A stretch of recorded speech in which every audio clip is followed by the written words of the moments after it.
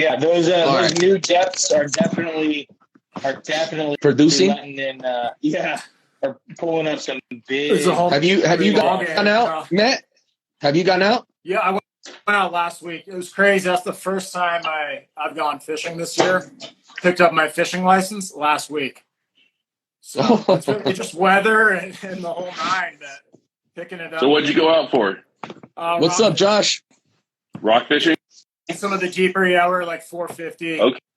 It was all right. We just went out off the 9. It's funny to think that 450 isn't really that deep anymore. Yeah. I hear some of these guys getting really deep, 700, 750. Whew. It's a lot of winding. Yeah. Well, so Kevin and Submission Fishing, they went out to fish 800 feet with the bigger Graham Submission Fishing flat falls. I can't imagine pulling up a 800 gram flat fall, 800 feet, let alone adding a couple of pounds per hook, and then doing that multiple times. What was funny is in submission when you've got the right handle, it gets easier. Yeah, and you know who makes handles? Anthony. Black Flag. From Black Flag Fishing. Kevin said it's not that bad. Well, Kevin is a fit individual who Kevin said that Daniel needs to grow up and toughen up. Yeah. Well, Kevin probably eats his kale, so he's a fit human being. You need to eat your Wheaties. So I've got. I don't remember the last time I had kale. So I've got the new handle for the 300, I've got the new handle for the 30. I've got the tray of flat falls. I'm ready to go. We just got to get Black out Flag? there. That's from Black Flag? From Black Flag. Yeah, it's really nice. Yeah. So I have an electric reel, so I'll get out there soon. There you go, yeah. Just with that. Kevin said that handle looks dope. It really is. It's going to be nice on that 300. No, it's not 300. What do you put? Sorry. It's a Pin Fathom 30. And then I also have a 300 with the big handle. But 400. It's your conventional reels? It's a conventional reel is going to go on that handle, Pin Fathom 30. And then I've got Alexa 400 for shallower stuff with a big handle. And then I've got the electric reel. Cool. So I've got 3 setups I could bring. I really want to send down the 6-inch slugs. I know if anyone goes to the Best Fishing Tackle, David from Best Fishing Tackle, he said he sent down the not the gold diggers, but the golden eggs, the pearl white with the gold belly down for rockfish. And he's like, I slayed it. And of course, he doesn't have any pictures. So is it true? Or social media. Yeah. Hey, I wouldn't doubt him. Why are you doubting him? He probably did. No, he We're not doubting him. He did. He sends me. So he just sent me today probably a 4-pound calico, a 4-pound sand bass, and a handful of other ones. And he's like, "Man, I killed it." And I'm like, "Why aren't you promoting yourself? You could do so much good for the community." He makes me actually. And then I think he's listening. You had Anthony send down one what's of up, these. Chris? I think sick right there. He Gary, got what's up? That big ling. Yeah, that thing's tight. Yeah. So I'm pretty sure David's actually listening right now. So this is good. This is his call to action. What's his handle? Like DBZ something 00. All right. So how did you do on that rock fishing trip? Did you guys rake him in? We did okay. We hit some spots on the 9, kind of fell a little bit off the rock pile, and those sand dabs were freaking everywhere, dude. Like something I haven't experienced before. As soon as you're off that rock structure, those sand dabs will just smash your bait down there. So The dropper loop and squid? Yeah, and I think we had probably like 20 of those things, maybe like 5 nice rockfish. But it was all right. It's just good to be back on the water. Yeah, and I was telling my buddy, I'm like, people eat these things, dude. Dude, they're good. You can make a plate right there. They fry them whole. Yeah. They catch them a lot out. Mess with them. That's what I heard. Yeah, fry them whole. Yeah, I was They're not big or what? Squid, yeah, we're using squid. They're probably. I mean, everybody thinks of them as little halibuts. But, Yeah. I caught one in Long Beach before. Yeah. One of the early trips I went on, it was like, oh, we're catching all these little dink halibut. And then later someone saw a picture and they're like, dude, you had a bunch of sand dabs. Yeah. So we got a shitload of those. But it was just good to be back on the water. But it was a trip because I was saying, you know, it's usually March, right at the beginning of the year, you know, January, February, March. Those are my fishing months that I love to get out there. And the weather's been so off and on. It's just been tough, at least down here, to find clean water. We pretty much go out every weekend. Uh-huh. And we've had a lot of weekends where we're stuck in the harbor, where it's like, yeah, we can't get out. We're fishing spotties. We can't get out of the harbor. Yeah. How does that? Are you guys still getting some decent bites and that stuff, or does that affect you pretty good? We don't often skunk. Okay. I'd say, you know, knock on wood, we skunk a couple times a year. Yeah. We might have a slow day where we catch one. Yeah. But we're always, for the most part, making something happen. Yeah. See, like with La Jolla and stuff like that, I'll cruise out there. And once that water's turned, it's pretty tough to make a day out of it. So, especially with all the rain and wind and stuff, the waters around here have just been turned down. So that in particular, when we have our spots for when the water's dirty, like okay, this particular spot doesn't have as much runoff, doesn't have as many washouts. We're gonna go there, and it tends to be a little more reliable. Yeah, that makes sense. Yeah, someone said rather be stuck inside than stuck at work. I'm hearing that.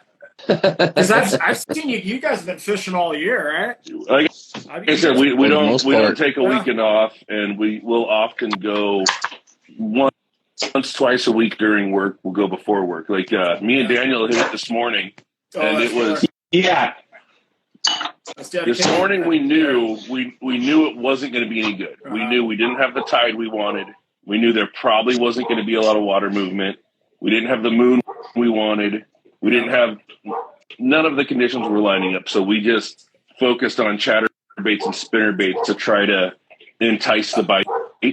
And we each caught one spotty in the hour we had. And I'm not going to complain about catching one when none of the conditions are lining up. Yeah, no, that's good. That's always good. We're fishing a little bit bigger, a little bit more aggressive too, especially with those chatterbaits and spinnerbaits. And right now, I'm hitting both those scenes pretty hard, just because I'm learning really how to fish them, how I want to fish them, what I'm looking for. Just because they're two different styles that I haven't really played around with long enough to get accustomed to and to get what I like. So progressively, I try to pick new things going on, because as a person who sells baits, once I fish something, I go, oh, you know, what'd be cool is if I make something for this, or like a trailer for this. So a lot of the times I'll make trailers or I'll make baits for me to learn a style of fishing. That makes sense. So I started making the dragon tail for a chatterbait style of fishing, which is really cool because it has that long tail and has a little fold at the end, and it just whips all around. But it actually works really good on the spinnerbait too, so that's kind of fun. Oh, that's killer. Oh, there we go. So yeah, there's the dragon tail. Oh, perfect. Thank you, Luke. And that's what I had on the chat. And that's your creation right there? Oh, look, I have one too. Yeah. Oh my God. Oh, gosh. you guys have more of my baits than I do. Oh, I love this. You tie this on, you put this on a scrounger, man. It's just nonstop action. So Daniel's bite came on the dragon tail. Mine came on a sudden impact 360 torpedo. And we were going heavy. Zero experience with that stuff.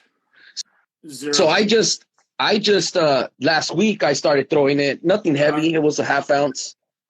But I called Daniel, man. I was like, "Fuck!" Sorry for. I'm like, And I'm like, dude, this bite is insane. Like, you know, I got hit so hard. It wasn't nothing big, you know, it was maybe like a 14 or 13. Yeah, you got bit though. But which is big for a spotty. Yeah, that's killer. Yeah, I was going full ounce so I can go lower and faster in the water column. Still go fast, keep it low. And it was cool. I was in about a foot of water and I got to see, you know, those spotties camouflage so well. And then all of a sudden you see that thing turn and swirl on it. Oh, yeah. So it's real cool when you get to see the bite because you don't get to see it very often. I don't spend enough time doing that stuff. Like I should, and I don't pick myself. 'Cause, you know, I'm right down the street from San Diego Bay. Mm-hmm. It would be easy to go down there and just, you know. Oh, that would be perfect. Yeah. I don't know why, dude. One thing, just not having enough time to do that stuff, but also it's like I'm so focused on I got to get out there. I got to go to the islands, you know. Yeah. Go here. I want to go offshore, this and that. And it's like I feel like sometimes you miss the fun of just getting out there and throwing baits and chilling, you know. So I kind of got in that same routine, and it was like I think Daniel even teased me one time. I came down and was shore pounding with him, and Daniel was like,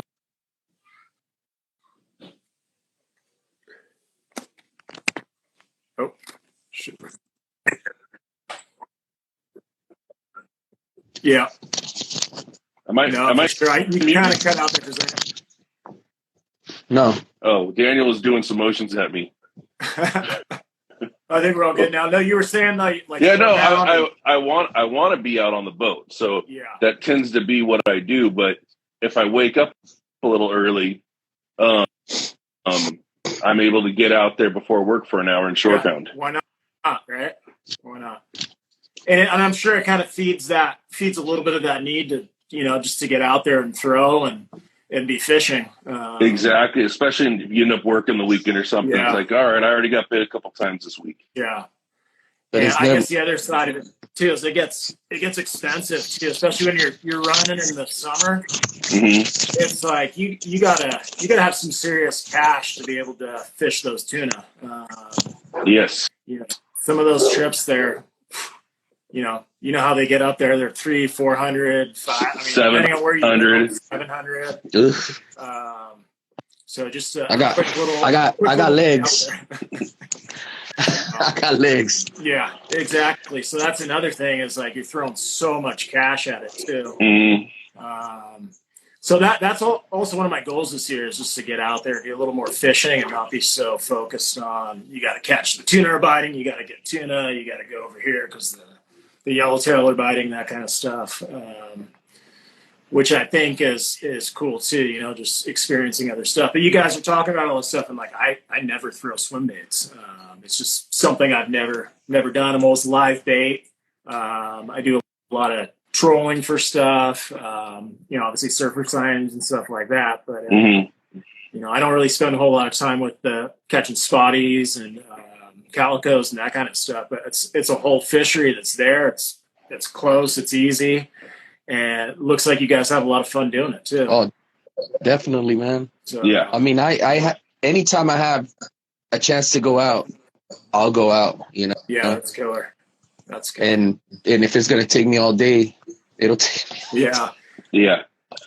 I had a boat too, so I've been working on. I've had the same boat for like 7 years. It was a Seacraft. It was a 18-footer. Perfect. Yeah, I had a really nice engine on it. I blew the engine like 2 years ago. How'd you blow it? The transom got so filled with water. I didn't even know it was. I took that thing apart and it was just such a mess. I've always been like that though. If the boat gets in the water and it can get out there, we'll fix it later type shit. Mm-hmm. And that one cost me a lot. So was it an inboard? No, it was an outboard. I had a nice 90 Merc on it, 4-stroke. I got it in like 2015. I put like 1,500 hours on it. So I was out there. I was fixing the transom. I got that all done. I was trying to eventually get a motor for it. I had it parked in front of my house. 2 weeks ago, bam, drunk driver hit it. The night. So. Oh, that's a bummer. But there may be some insurance money coming. So nice. So we'll see. And it was kind of a project anyway. So it was there. It was one of those things where I'm gonna eventually get it back together. But They've been sitting there for a while. So Daniel, If take some anybody notes. wants to know where my boat is parked, I will tell you. I have a feeling Daniel doesn't have insurance. Yeah, I didn't have insurance on it either, but the I'm other getting party insurance did, so. tomorrow. I've always had insurance on my boat, but when I bought the day I got the new motor, I wouldn't take it from the shop until they approved my insurance to like bump it up as high as they would bump it up on a boat from that year. Oh yeah. It was like, yeah, I've seen too many posts of accidents. Stuff, yeah. They see that brand new motor and they follow you back to your house. You park that in front of your house, they'll take your boat. Well, I'm more worried about them seeing that brand new motor and getting stupid and crashing into me. Yeah, that's true too. There's a question. I think you pinned it, Daniel. You guys ever heard anything about avid bass boats? I've never heard of it. No. Daniel, have you heard of it? No, that's why I pinned it. I know we've been looking into boats and just doing some fun things because who doesn't always look into boats and just scroll through their wish list? But I think me and Luke at both shows were scoping out boats. Yep. Because Charlie's a boat guy now. I fell in love with some boats. I was right across from all those. I know, man. Yeah. I was just sitting there staring at those. Man, they're putting them in your face, huh? But man, that's some serious coin for some of those, dude. Like, and you know what? Nice though, there's boats. some that are pretty reasonable too. Like, I mean, the one that we were looking at the Bart Hall show, it wasn't that bad. It was like, what was it, like a 16, 17 footer for $250 a month or something like that. Yeah, that's killer. Yeah, and it was like yeah, that's doable. Yeah. No, that's what's the Dana event? Are they talking about May 6th? There's something going on at Dana. Oh, there is. Yeah. So Nick asked the question if we're going to the Dana event. He's going to be at the Warbaits booth. Well, if he's going to be at the Warbaits booth, we got to go. True. I'll be down there, dude. It's a rad little event. You're going to have a booth? Yeah, I'll be down there. I need some heavier Warbait bladed baits and all that stuff. I want to try the bladed swim jigs as well as his heavier spinner baits. I don't know why I forgot about that. We were just talking about it, and I can't even think of spinner baits. So do you know the date for it? Yeah, I think it's the 6th, May 6th. I think it's May Saturday. 6th. What is that, in 2 weeks? Yeah, 2 weeks. Yeah. 2 weeks, okay. It's a really cool little event just for all the local stuff. It's Fish Reps is going to be there too. There's some decent seminars going on too. So those are always cool. They got barbecue, they usually do free food, so it's pretty rad little event. If you can make it out there. I won't be in town that day. I know, I'm going to be in Chicago. All right, I will be there. You're going to go down? Yeah, you have to be there now. You've committed. I've committed. I'm going to be there. Luke's always my friends. Luke is always at the event, so we're going to have to get Luke a shirt that just has a picture of Charlie and I that says I'm with them. I know these guys. It looks like we made I know these guys. I was stoked when you cruised up at Orange County. I was stoked because that was cool. I've wanted a couple times to go down to San Diego because I know you have booths at I think it's like Day at the Docks or something. And the couple times I was trying to get down there, stuff's happened where I haven't been able to go. And it was cool to just like happen upon your booth and I was like, oh, look, he's got it all set up. I told Luke, I was like, that's Chobi over there. What's so weird because you're on Instagram, you feel like you know people, you talk to them, all this stuff, and then it's all of a sudden you're like, oh, I'm so and so, and you're like, hey, I know you, dude.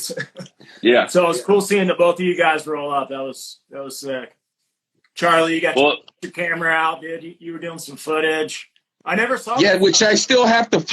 Which he still has to edit. I was like, dude, that's so no. He's going through all my prints and like. What's up, Jesse? Yeah, man. It was really cool seeing you at the show. that was one of the highlights for us, seeing you, you know. I mean, I'm a big fan of your art. Luke's a big fan of your art. Daniel, you know, so we're No, it's okay, Charlie. I'll defend myself here. It's okay. No, we're all. I mean, you are. I know we are.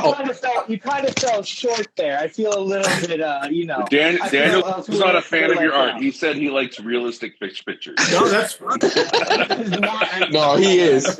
He is. No, so the funny thing is, I love seeing people being creative, especially in the fishing scene, because that's what I'm doing. So it's like I always get excited because I don't feel like I ever have enough time for art. So the way I met Luke was he was doing, his art and all that stuff. And I was like, hey man, like I would love an art piece by you. I'd like love to do it. And he goes, I'm not selling them. He's playing all hard. Luke plays hard to get. Luke just plays hard to get. He's waiting for the big money. My art. So I'm like, dude, like I really want it. So finally he was like, all right, I won't charge you, but let's trade for it. I'll give you some baits and for a painting and all that stuff. So that's how. That's Luke the day you and I guys met. went fishing. No, this was at a tournament. Oh, I thought it was the day you guys went fishing. And then he hits me up and goes, let's go fishing. And I was like, okay, you have a boat? Yes, please. Yeah, Charlie lagged it that day, so well, he didn't want to wake up early. So when I he didn't want to wake up early in the morning. When I was first kind of finding my What's style, up, Jeff? Doing a lot of art, but not selling it because it was like, dude, I've seen your. I think I've told you this before, but you did that. Was it a mural or? Yeah, that was sick. Yeah, the murals right outside that window. Yeah. No, I could tell you got a little bit of artistic touch, dude. Yeah, so when I was figuring it out, I wasn't selling it. I wasn't playing hard to get it. It's like I'm no, just kidding, Luke. I think I started selling it a couple months later. But he was. That's how you get that value to raise, dude. Well, and also putting out better stuff. But I think it was actually you that I talked to when I was trying to figure out what to charge. Oh yeah, and you kind of gave me some advice and pointed me in the right direction. I think you also gave me some advice when I first started moving stuff digital. Yeah, and it's kind of a tough thing too. It's with the pricing stuff too. Because one thing, like I always get people are like, well, you should be selling it for this amount, or it's this needs to go in put this in a gallery, or do this, or you got to charge thousands for stuff. And in the fishing crowd, like sure you can find those people, but you're also dealing with kind of a different market. Yeah. You're not dealing with these rich art collectors that everybody thinks are out there. They're just going to drop, $5,000 on a painting and just put it on their wall, or maybe not even care about it. Well, I feel like with fishing, you've got to have a way to really tie in everybody and make it work for everybody. I've got a lot of friends who are like fine artists. Yeah. And they don't sell as much as they make people think they sell. True. And that's a big thing, it's like, I don't know many of them that don't have a day job. Yep. Because that's where it gets tough. You're waiting or hoping you sell one piece to cover everything. It's better be a good piece. Yeah. And you better have some buyers lined up. But I feel as though I've gotten lucky with just keeping stuff where it's affordable, and then also have other ways for people to purchase art. So the prints for me, those are huge because I sell those on my website, and it's not something where they're every single day I'm getting orders, but there's a decent amount of orders come through for prints. Whereas with the originals, those definitely take a lot more time to sell. And I feel as though they sell better in person. You're trying to sell something on Instagram. It's a little bit tougher. I mean, people definitely still buy stuff through Instagram, but it's a lot different when you can actually see something in person too. I've noticed just from being out there. Well, as someone who's, before I was doing my art, I was already really looking at your art. Nope. Yep. Yeah.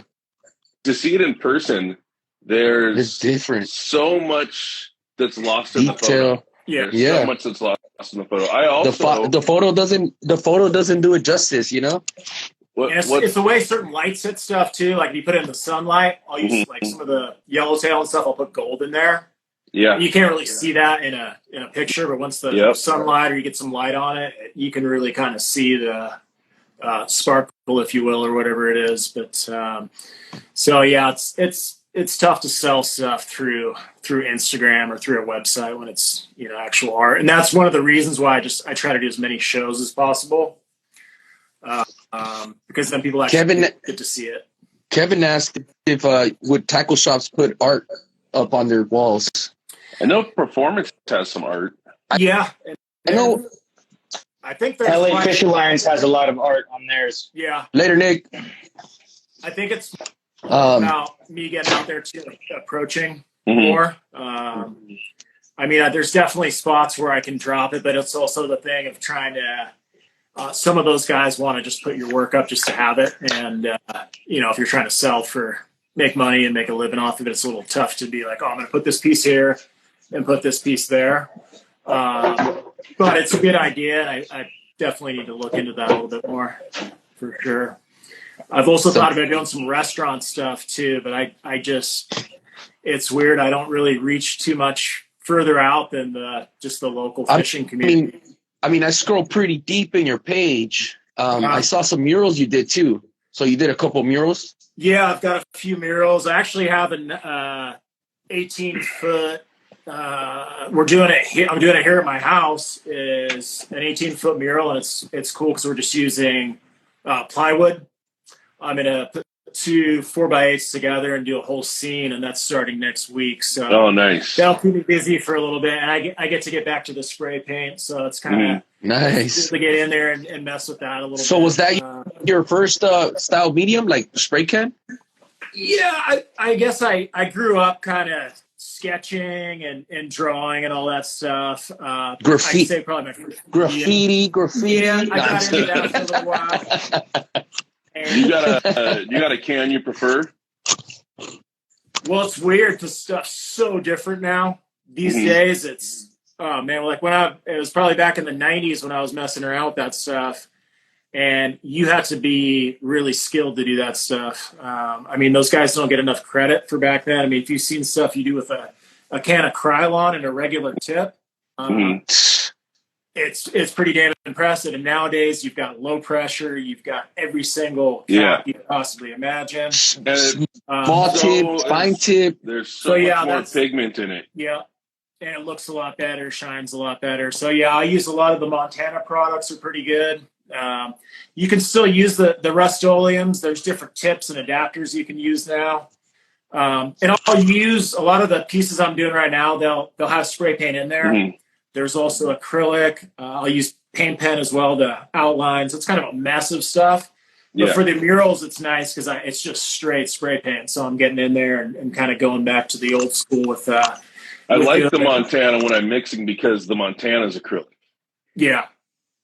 And the different thing too is like I've been noticing there's different Montana's are acrylic?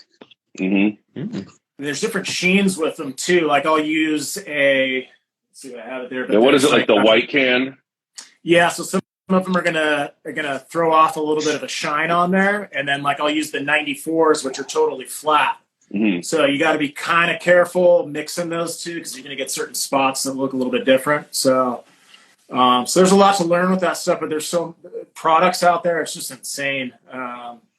Tips and colors. I mean, there's probably 700 colors of like any particular spray paint brand these days. Yeah, and my shop at work, I mostly use Montana Gold, and I've got, I think it's 5 milk crates, and I don't have all the colors, but it's 5 milk crates just separating my colors. Yeah, milk crates. They're 90s.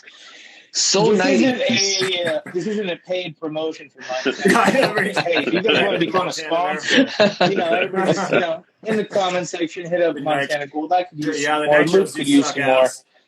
Salty Bastards knows what's up. Yeah, he does. Jeff knows what's up. So I guess we're not gonna get a paid promotion from this. So let's move on to. So how did you start fishing, man? So fishing, probably earliest memory I can remember is just as a little kid, probably like 8 or 9. I think my first fish was a rainbow trout up in Mammoth. I was told that like you don't push this. We'll do a couple casts. You're probably not going to catch anything. That type of deal. Threw it out and ended up landing a nice rainbow trout right off the bat. So that was my first fish ever, and kind of got the grind going from there. From there, I did several trips with my dad. My pops was always taking me out fishing. I'm sure the same with a lot of you guys, how you got started, just spending time outdoors. And then I kind of gave that up for a long, long time. So I was about 25 or so 12 till 25. And then I jumped into the kayak scene for a couple of years. I was hitting La Jolla, and that was before it was going on. With what you see today, I mean, you go out there and there's hundreds of guys on kayaks out there. You were hitting La Jolla before it was cool to hit La Jolla? Yeah, but I wasn't doing all the cool stuff. That was the problem. So I was kind of learning there. There's a couple guys out there.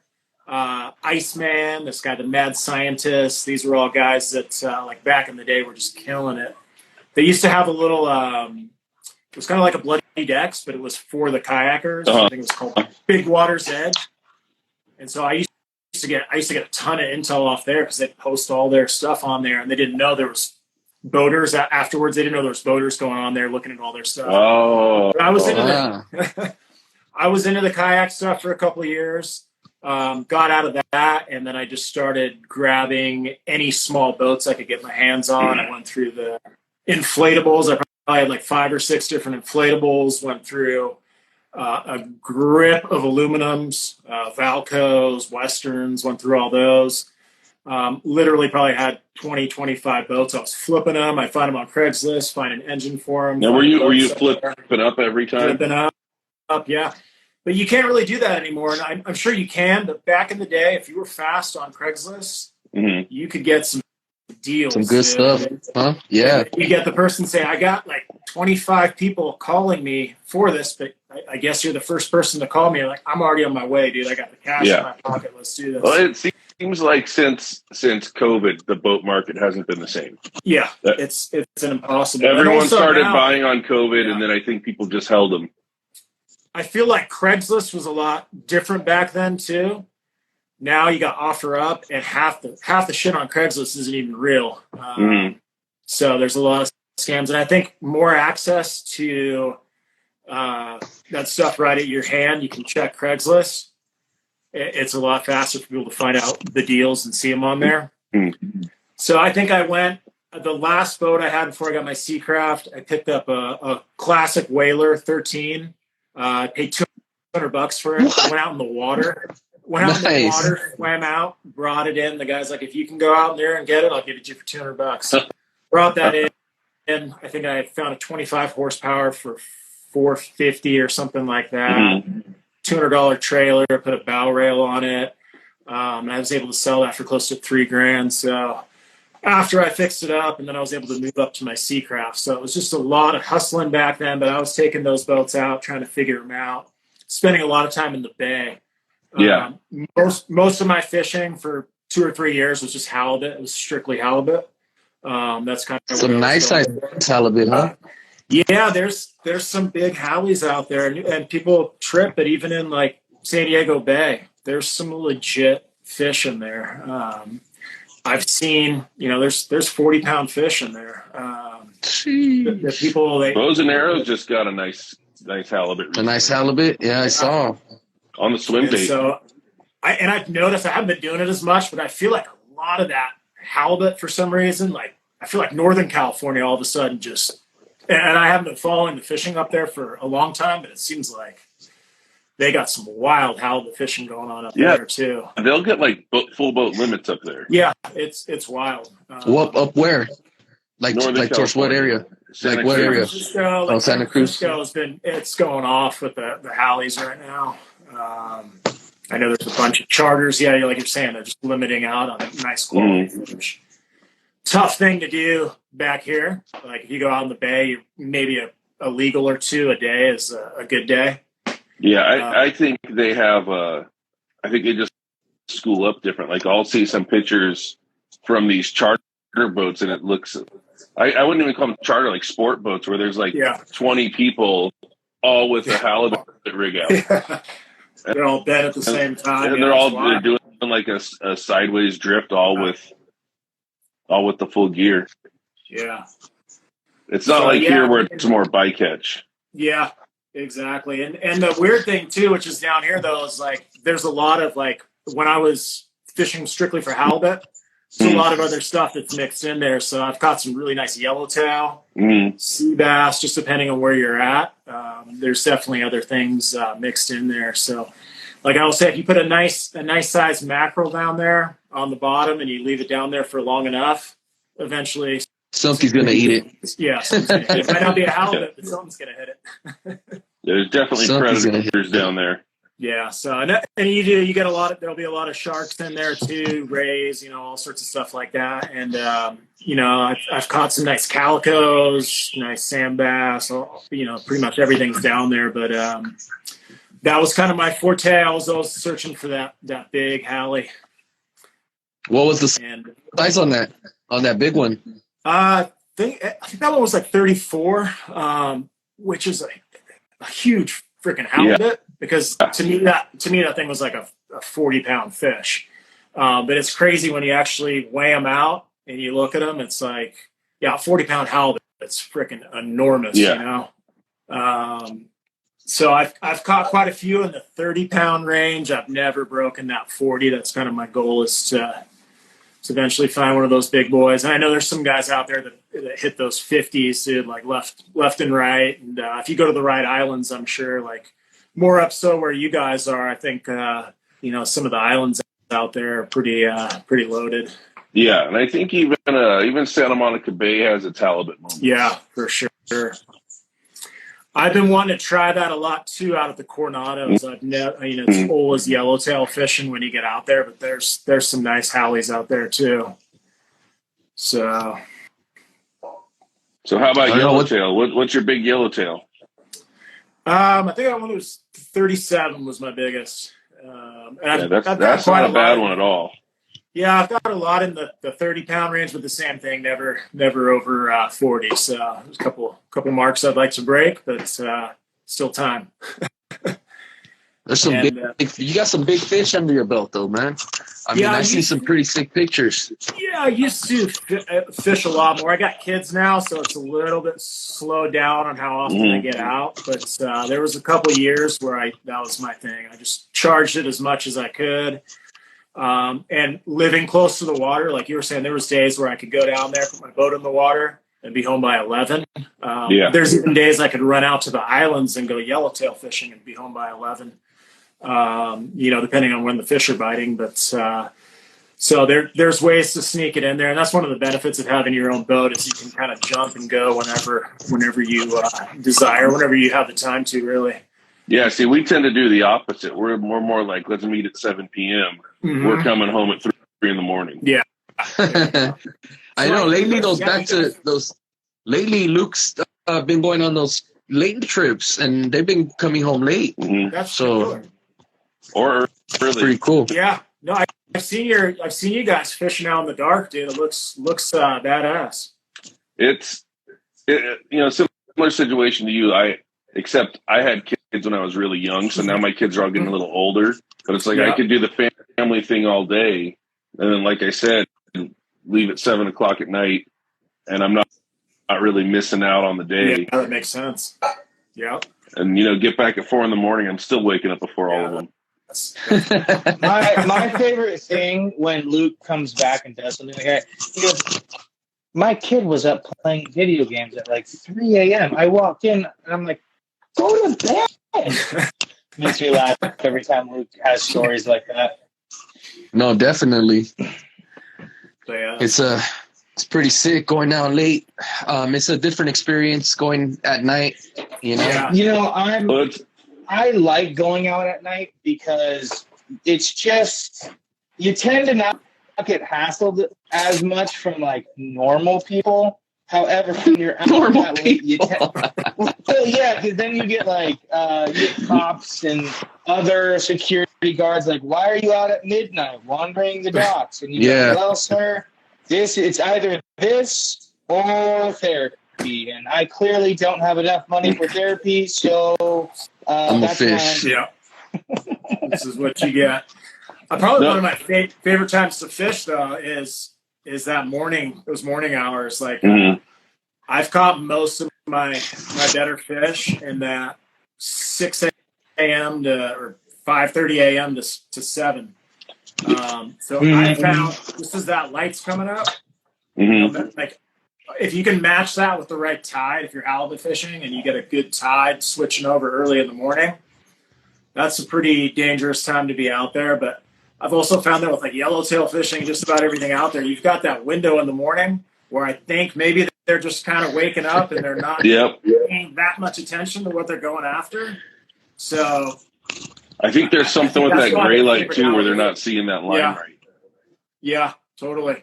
We've had see how that kind of plays in. We'll get the occasional morning where I'll call the guys and I'll say, okay, listen, everything's lining up.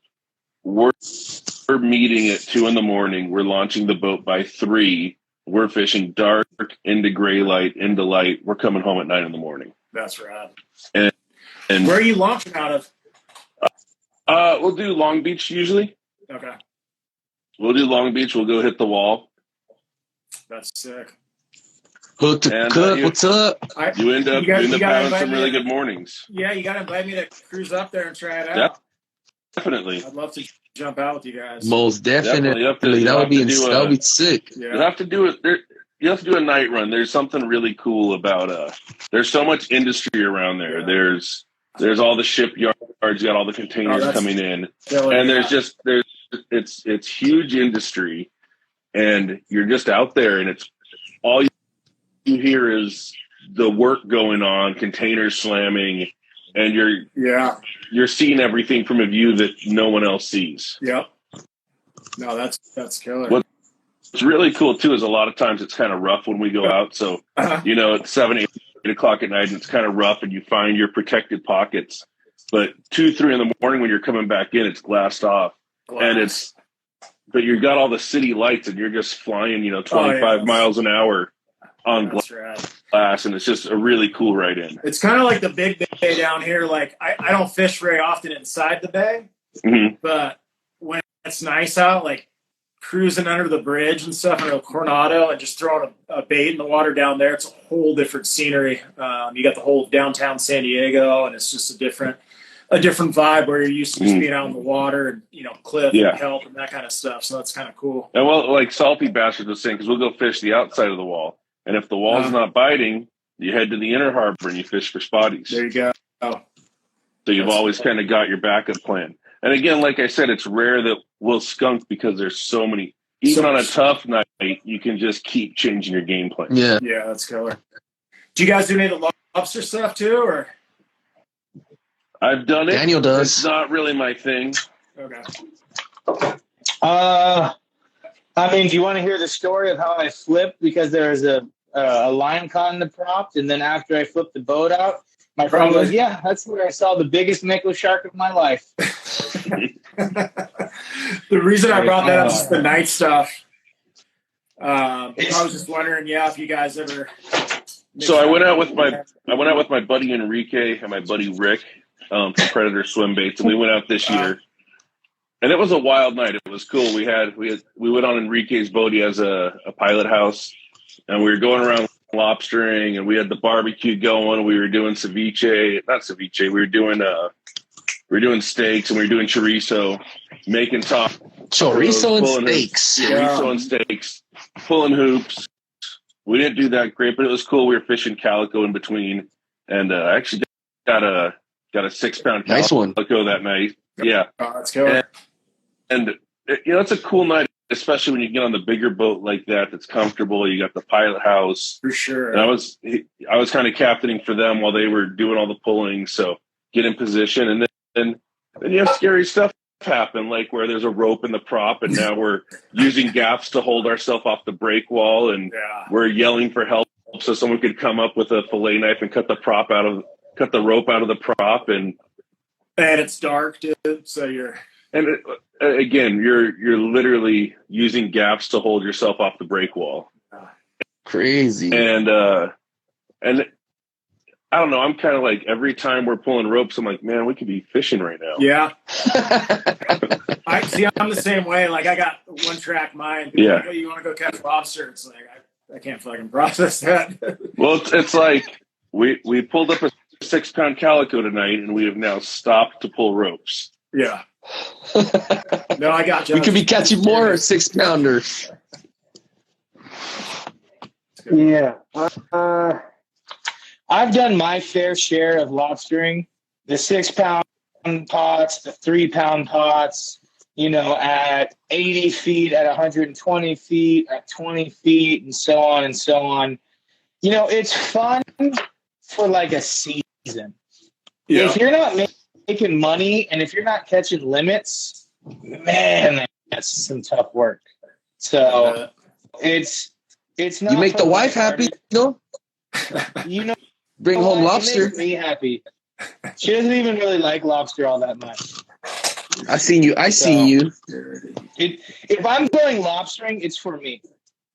Oh, I want to come home. I'm going to eat it. Hook to Cook is asking if you shared your story already.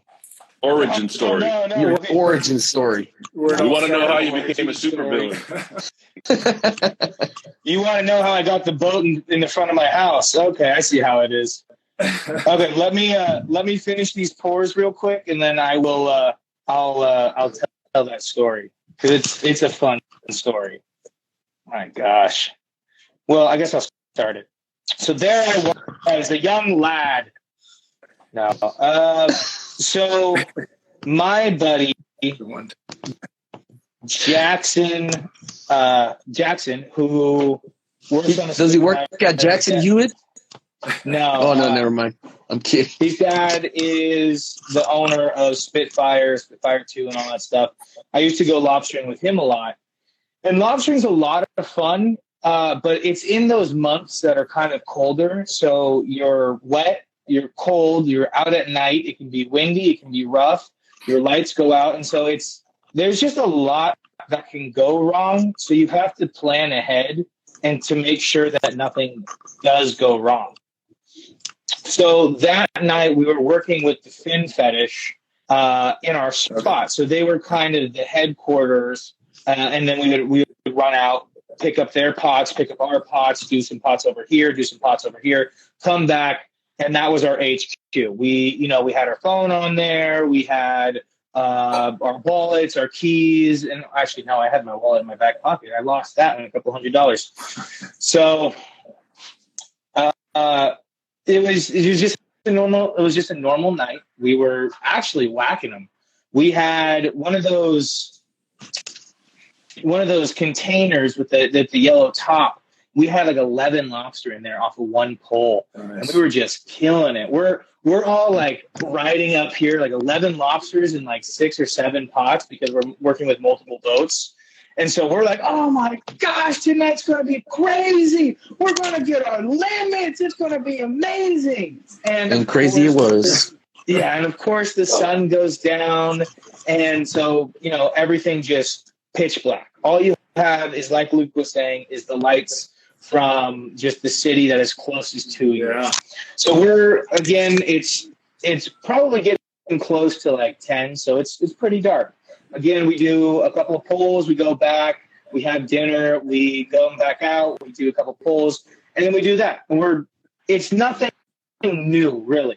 We've done it before. However, because we were working with like 3 different boats, we had probably 7 or so pots in one area. So we were going bing, bing, bing, bing, bing, bing, bing, bing, bing, bing with a 14-foot aluminum, while the bigger boat was, stationed outside so that we could just kind of come in, do them all, go out. So while we were probably on the 4th pot, I want to say, the 4th or 5th pot, because we were almost done with this run. And this was going to be like the last pull of the night too. We get caught.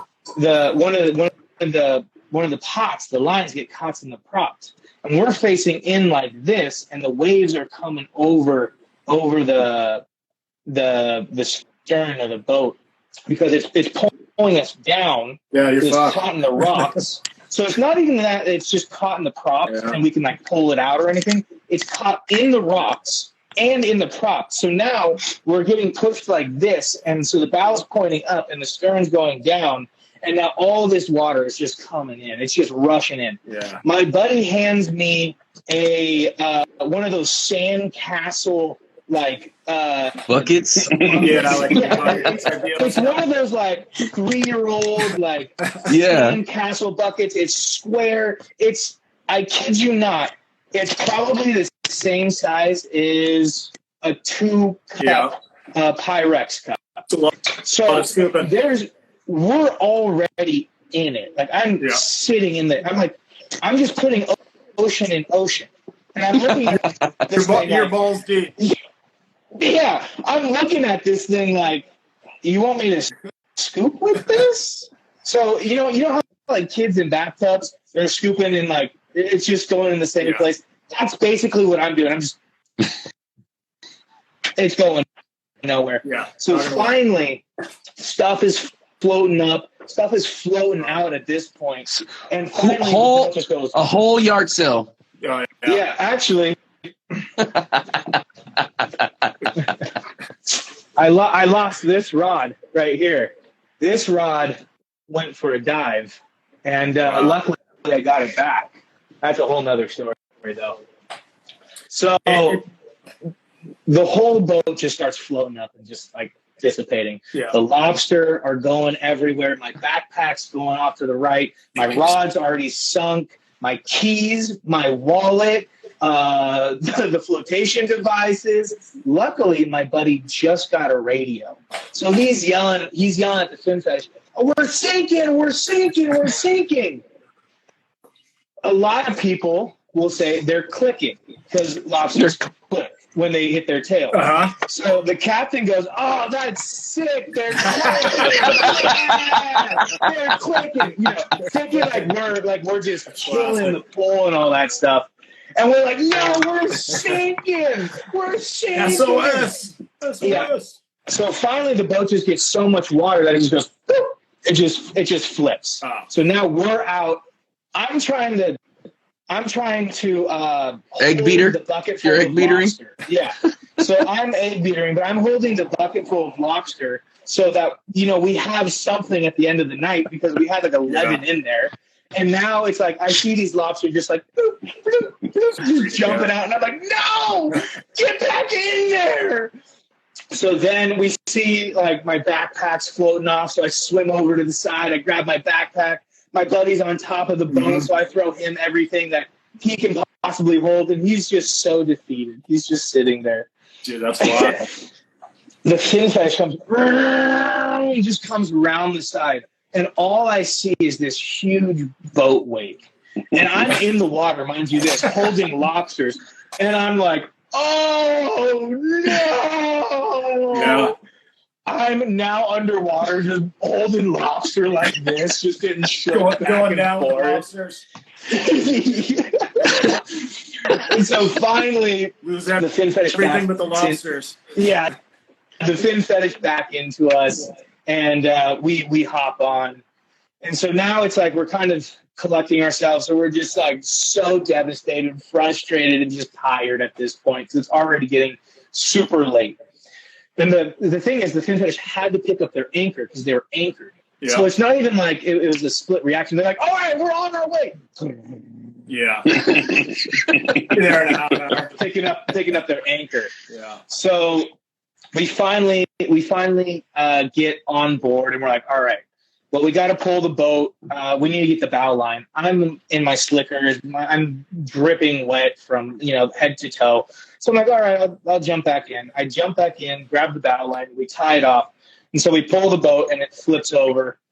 So I crawl in, and I'm over here, like, pumping it out with one of those bike pumps. And it's just spewing water. Go for it, Luke. That was a killer story, though. I'll tell you that. So what I want to know about is when your art turn from something casual you were doing into something you were selling? Like a business, right?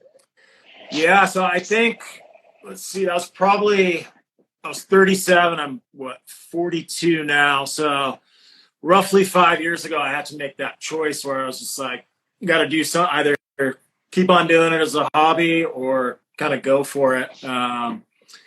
And I had another job, or I still kind of have a job. Me and my wife have a web design company. Mm-hmm. So we've got some residual income that comes in, but I was doing sales for 12 years, and I was just burned out. I could just feel it year after year coming. Mm-hmm. And I just wanted to be doing the art stuff.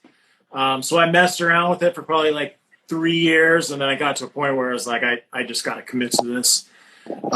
So I just said, this is what I'm going to do, and started pushing it. And it's weird when you do that. I feel like a lot of opportunities started opening up, and it went further than I could have imagined, as far as people buying pieces or just commenting or just meeting people. It's really opened up a world for me. So is this full time for you?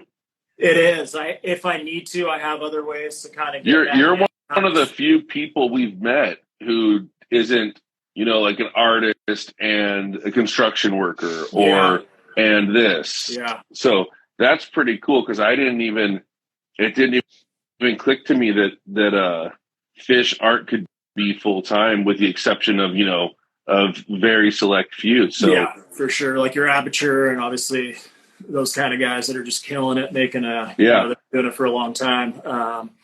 But yeah, that was the biggest thing, is just deciding I just couldn't be happy doing a regular job and trying to do this on the side. It just wasn't going to work. So it was either give up one, and I rolled the dice, and it's weird. I started out with, I think, one yellowtail I sold. Mm-hmm. From there, it was on Instagram. From there, it went to it was a calico or something for somebody else. And I just started getting orders on fish. And a lot of people will hit me up and they're like, why do you just do fish?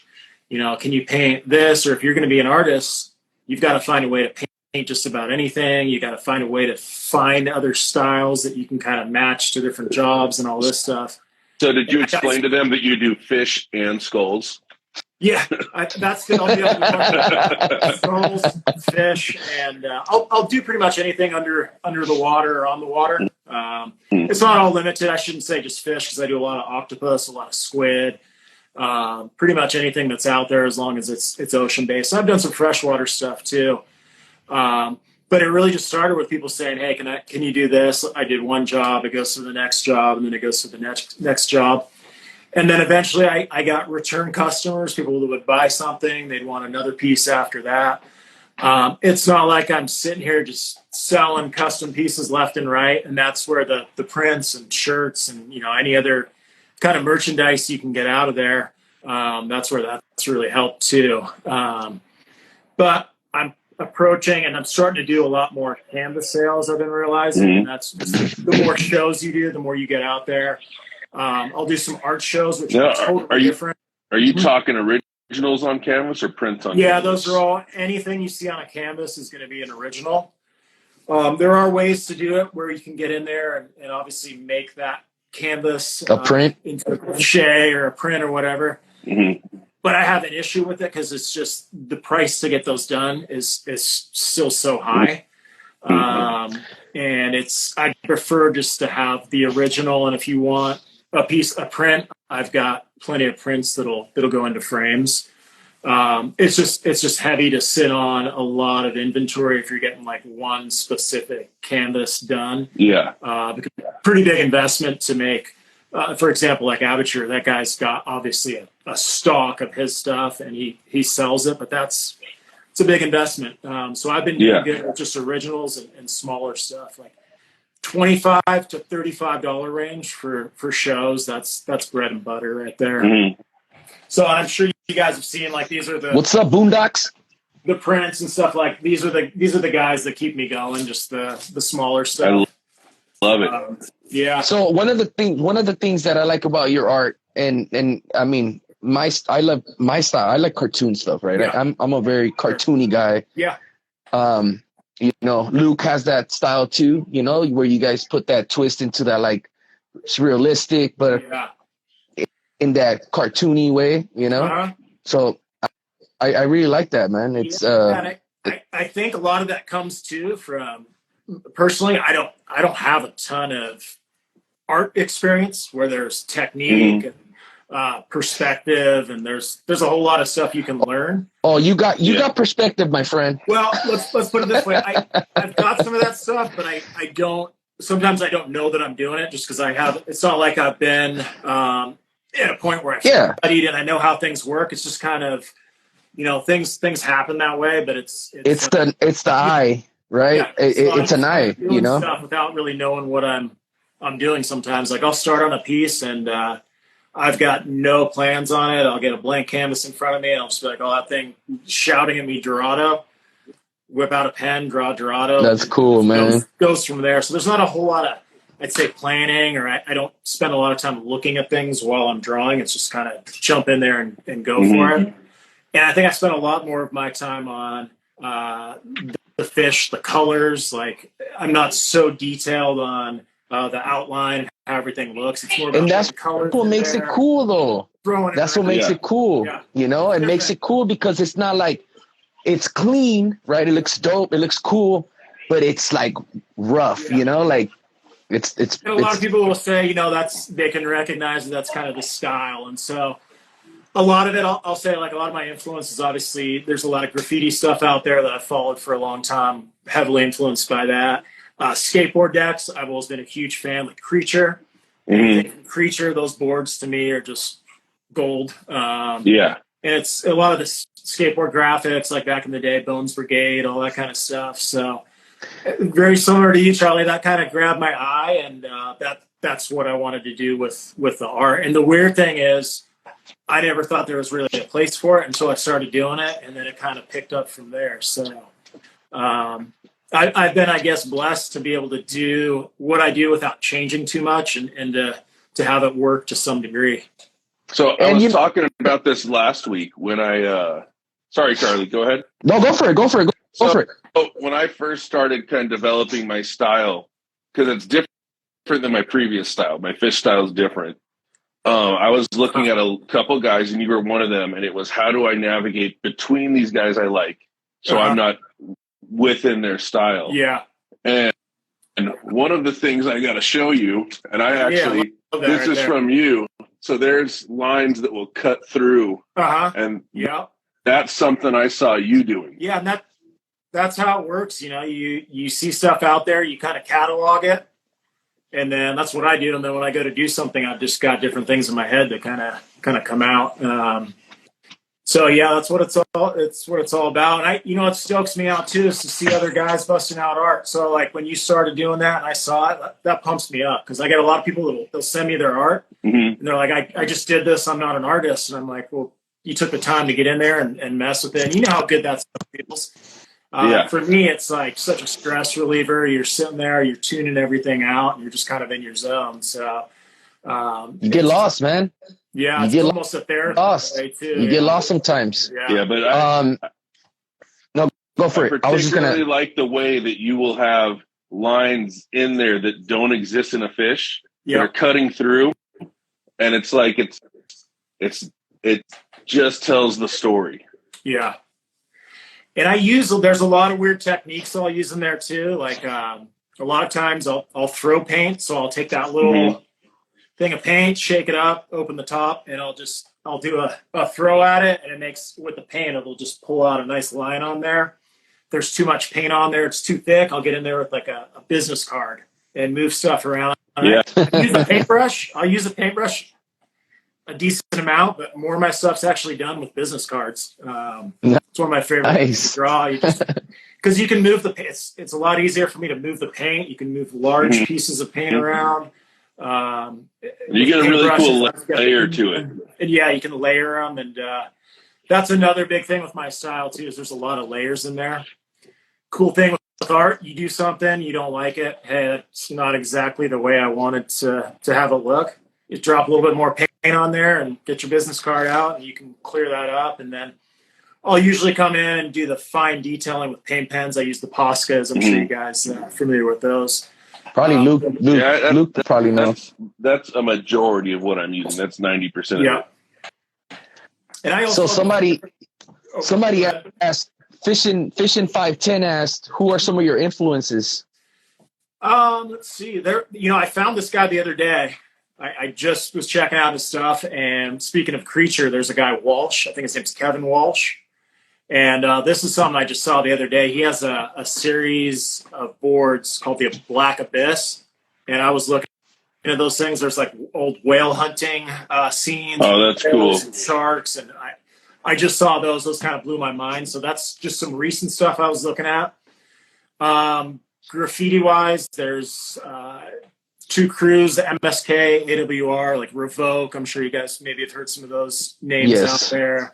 MSK has some sick stuff, man. So that was when I was growing up. Was it during the 90s? And that was the freeways were alive, and I was doing soccer tournaments. I was just every weekend in the car driving through LA, just checking that stuff out.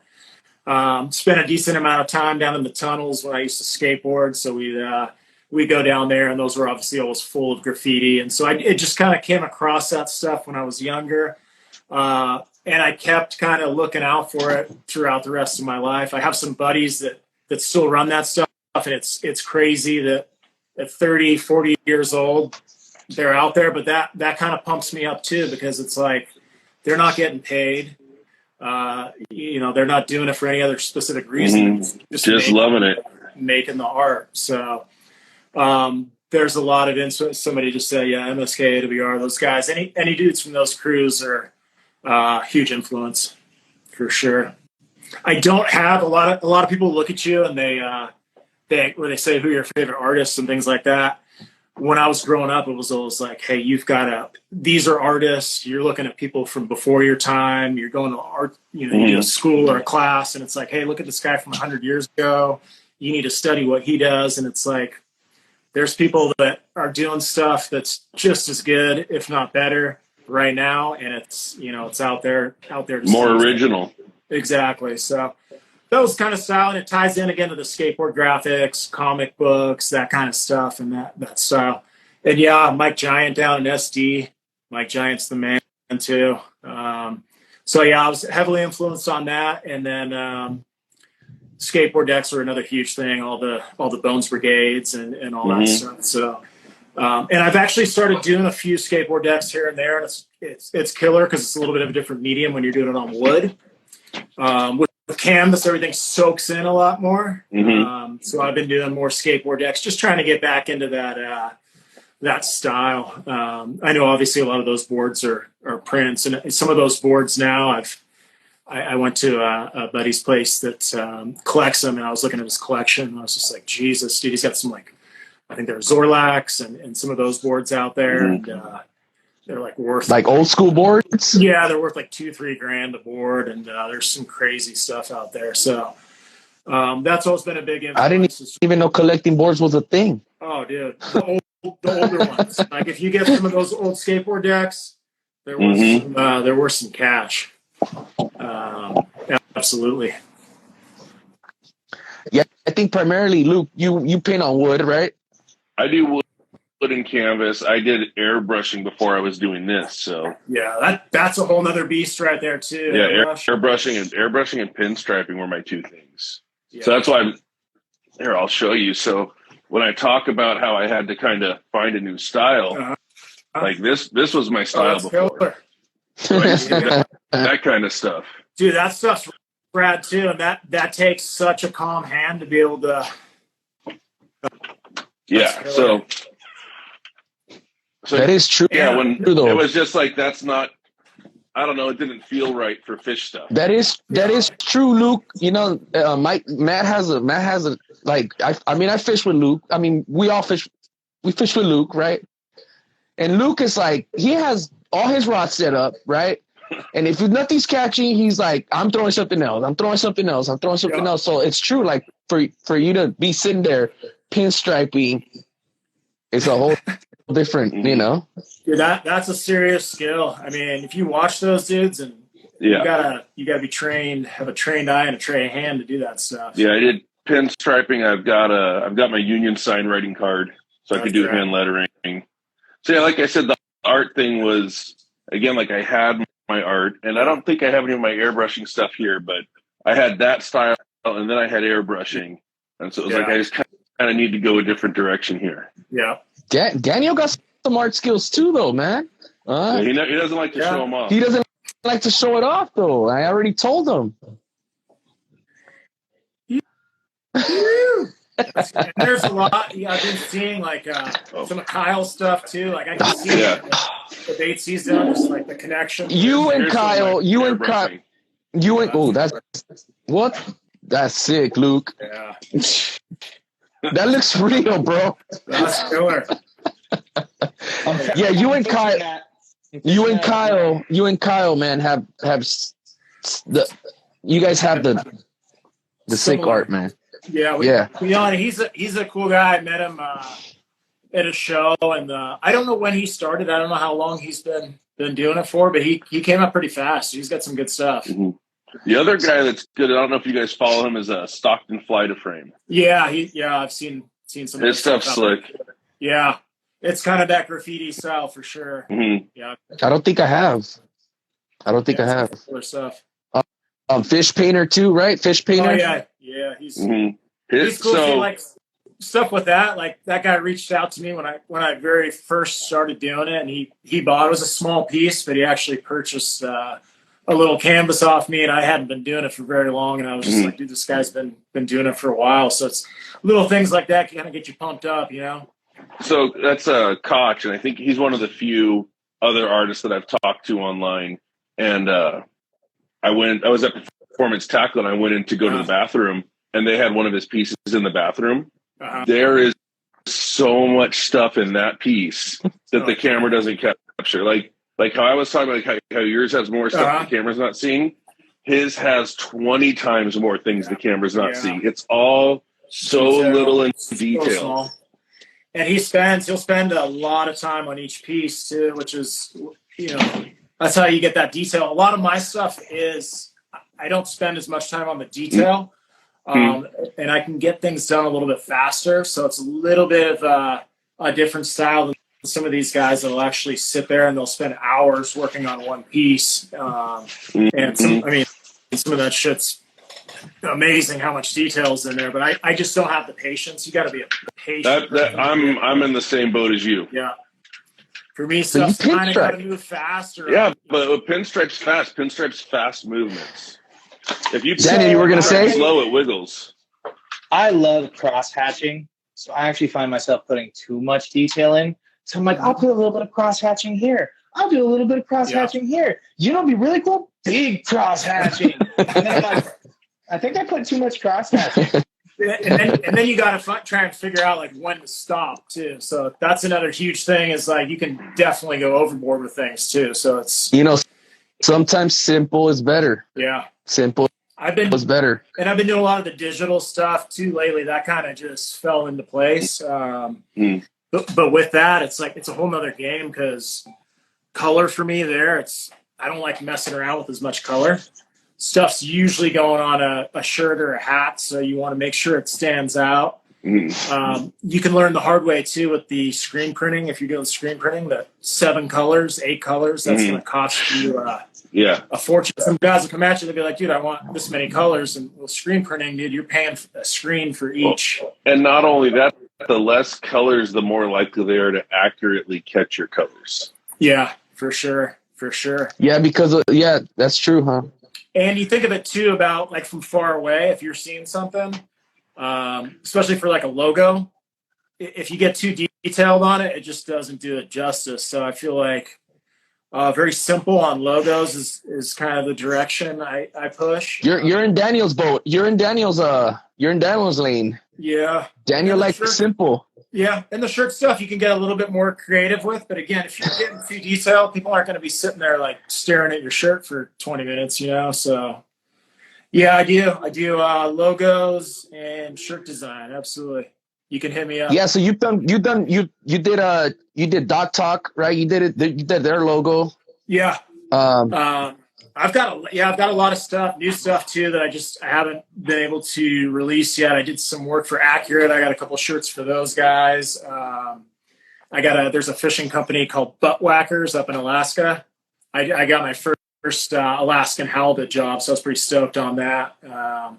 So it's cool, and it's like I'll do stuff out here, and then there's stuff on the East Coast, and I kind of just messing around with different fish. But it's wild too with the internet, because it's like you don't have to be local. And there's guys like I do a lot of Dorado stuff that goes over to Florida and in the East Coast. So as far as designs go, I'll work on any kind of fish that's out there. So but yeah. Show that again. Let me see. I'll show you on the big one. Yeah. Colors. That's one of my favorite colors. You and Jeff both love that extra red in there. Yeah, I can understand how excited you are about getting that Alaska job, because getting even out of state, but even just like a different region. I've sold stuff in Texas, and I'm like, it's so killer. Yeah. I had it's so much fun. I had a lady, some older lady. She actually called me on the phone. They're out in Louisiana, and she called me on my phone. I've been getting so many calls just from random shit these days. So I picked it up, and I was right off the bat like, "Who is this?" Why are you trying to scam me? Why are you trying to scam me? Just acting like a dick. And this old lady is like, "Hey, do you do art?" And I'm like, "Oh shit!" So I ended up talking to her, but they wanted what they want. They wanted a sheephead that went to Louisiana. So, and I don't have any clients down there, so I was pumped. But it's like every time you get something in a different state, like, or something that doesn't make a whole lot of sense, like, hey, I'm in Idaho, but I'm, and there's lots of people, I guess, that travel out to the coast, but there is, yeah, in Idaho and in Minnesota, just buying saltwater stuff. So I think that helps. That a lot of people do vacation and they fish when they come out here. I caught a sheephead before. I want a painting. Yeah, and it's cool too, because you can take some, if you're visiting, you can take something back with you. Yep. So at a lot of shows, I'll meet people from out of town or from out of state.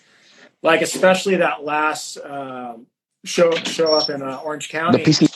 Yes, that was such a cool show.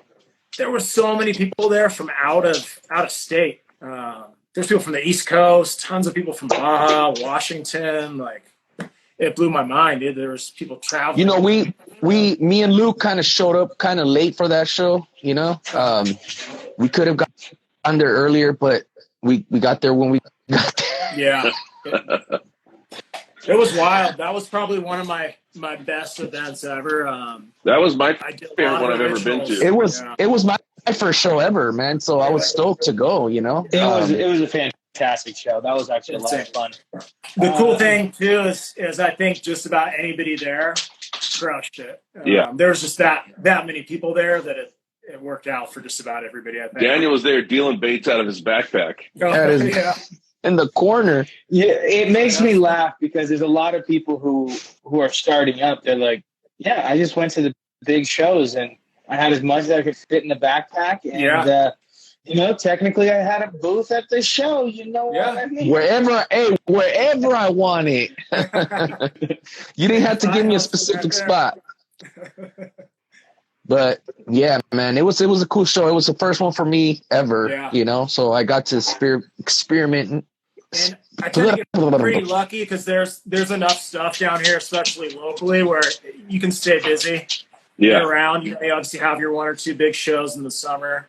But we've got like Day of the Docks down here, Dana on the 6th, and then there'll be a couple art shows that I'll do later in the year.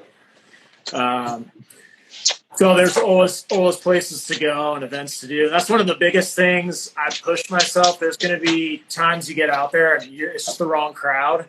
Like I'll go to some and it's more of like a swap meet than anything.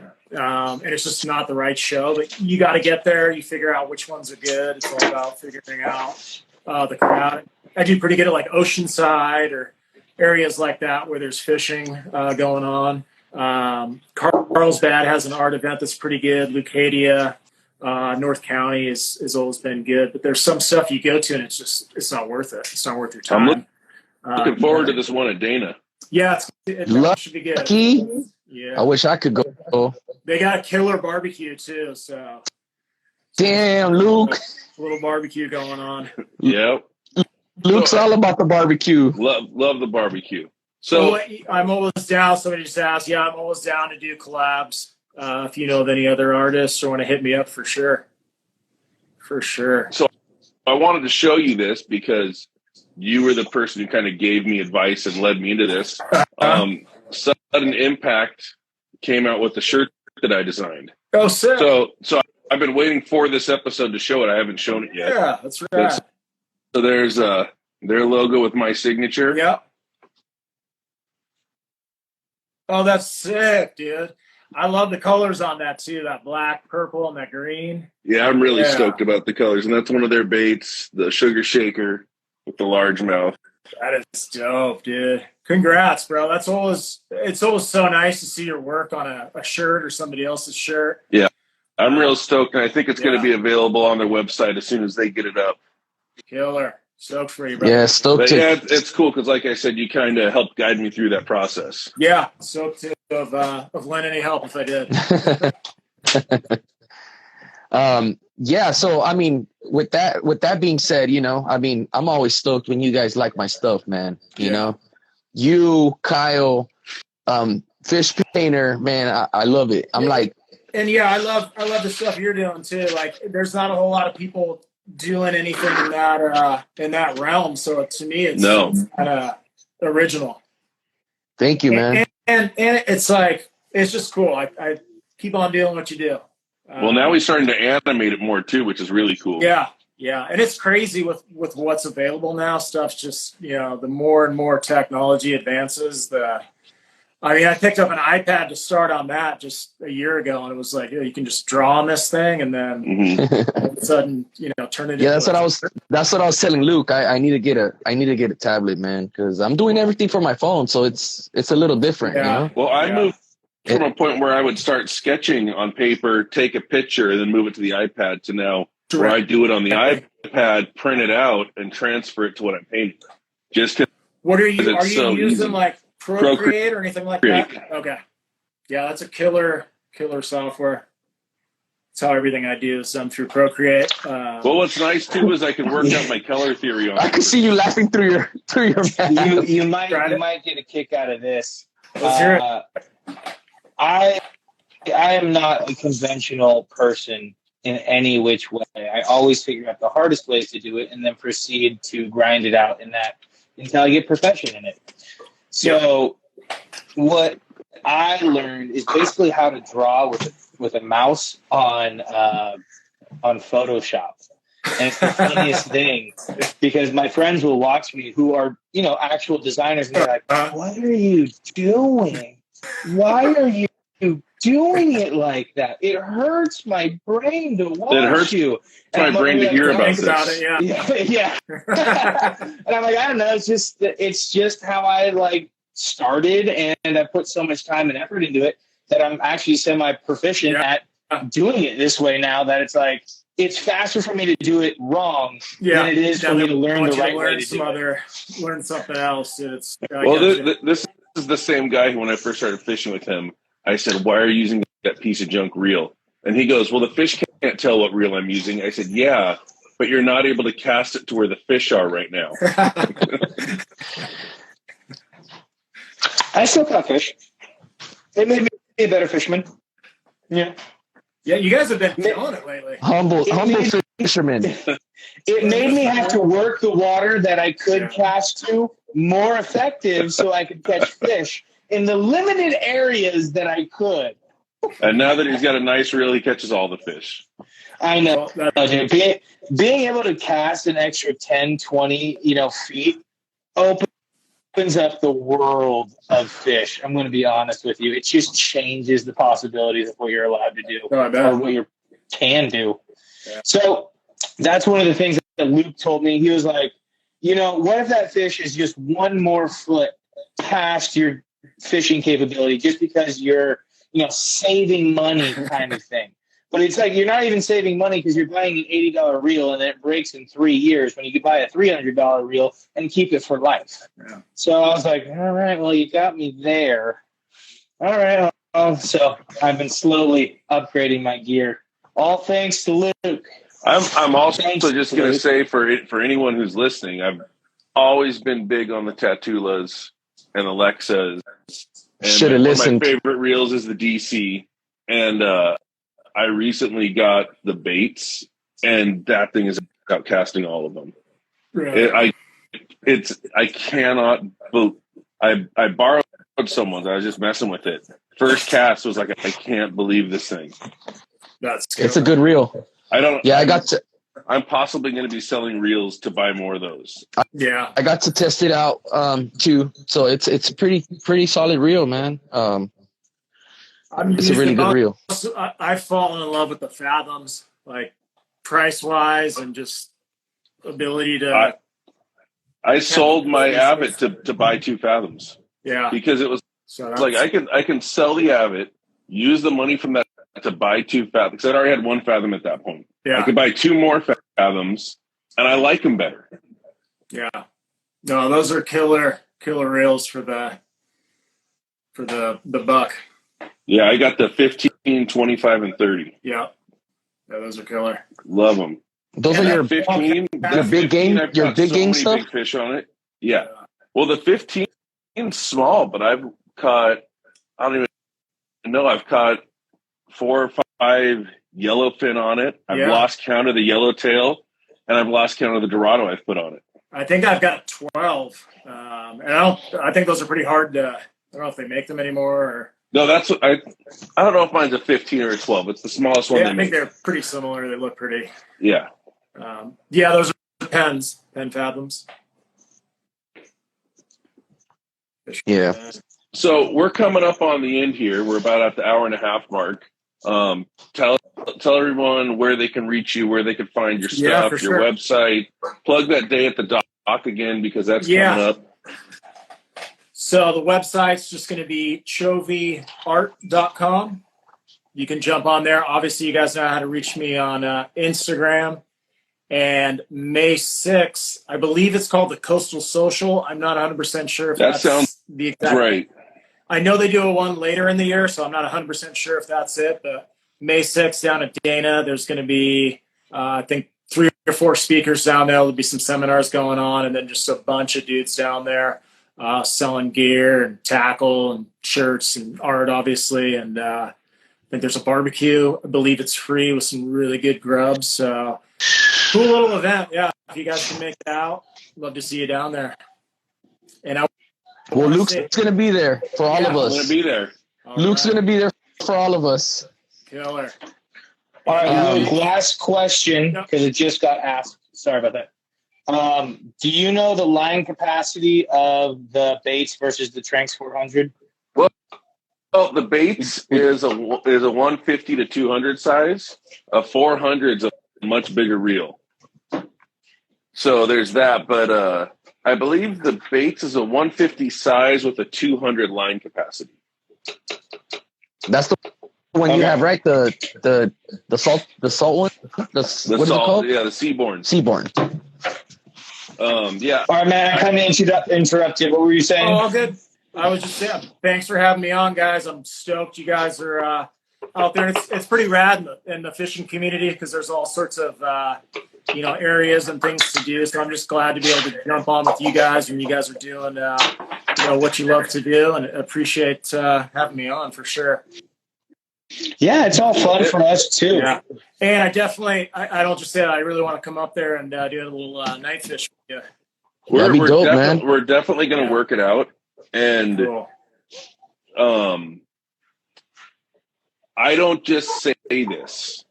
And we've had other artists on. I haven't said this to anybody else. I've said this to you in person, but I'm going to say it again.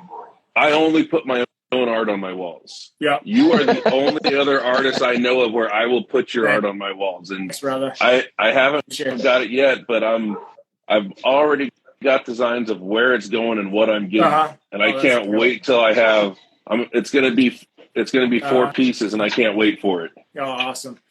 It's killer, dude. The fishing community, it's unreal, and I don't feel like any of us would really be doing all this stuff if there wasn't such a good group of dudes out there, giving opportunity like podcasts or whatever it may be, or you guys do your YouTube stuff. We'll enjoy watching you guys fish too. So awesome! Yeah, we got some really cool stuff in the works on YouTube. That's like I think right now we're 4 weeks out. Okay. So this is cool for anyone who's watching to know. We've got 4 weeks of videos already in the queue. So that's cool. There's some cool videos where we went out with Ray from Dirty Hookers, and you see him. He breaks his coastal PB, and then about 20 minutes later breaks it again, and then gets his PB sand bass. So it's three PBs in one night. And we got some, and that's a 2-part video because it ended up being so big we had to split it. And just one of those magical nights, and we had Nick from SoCal fishing out with us, and it was just one of those magical nights. And it's a dark video because it's at night, but then we've got some really well lit shots in there, and just shots where we've got big fish in the net and we're freaking out. And I can't wait for that to come out. You guys all see that. Is Charlie doing all the editing on that stuff? Or? No, we each edit our own videos. Yeah. So we all do videos and we're all putting them out. So if you go to playlists, it'll say Daniel, Charlie, and Luke. Yeah. Mine's under Artemis. Okay. Yeah, I was checking all that stuff out briefly earlier. It's cool. Yeah. So whose playlist it's under is who edited it. Cool. Yeah. The cool part about that is we each have our own style. Yeah. Charlie's very shore pounding. I'm very bait heavy. Luke's very boat heavy. So it's a lot of fun because you get a bunch of different content on one channel. Then we have a kind of combined channel together to where it's like it's all under time on the water, no caps. But we have like time on the water playlist where it's just us together, kind of just shore pounding, having a good time. There's me, there's Charlie, there's Luke, and then it's just like it's just ever growing because it's like it's us, just in us, and that's the fun part about it. Yeah, keep it up, dude. Just keep on crushing that stuff, dude. And I'm looking forward to. I know you guys are gonna have a lot more episodes coming out too. And I was gonna ask you, did you put? I was trying to check out Kyle's stuff. Is that not uploaded yet? It's not up yet. Okay. No, so I can't remember if it's 3 or 4 weeks, but is there a little? Okay. Gotcha. Yeah, so everyone comes out a couple weeks later, so we can have time to run it through the editing software. Yeah, I gotcha. Well, right on, guys. Thank you, Kevin. We appreciate it.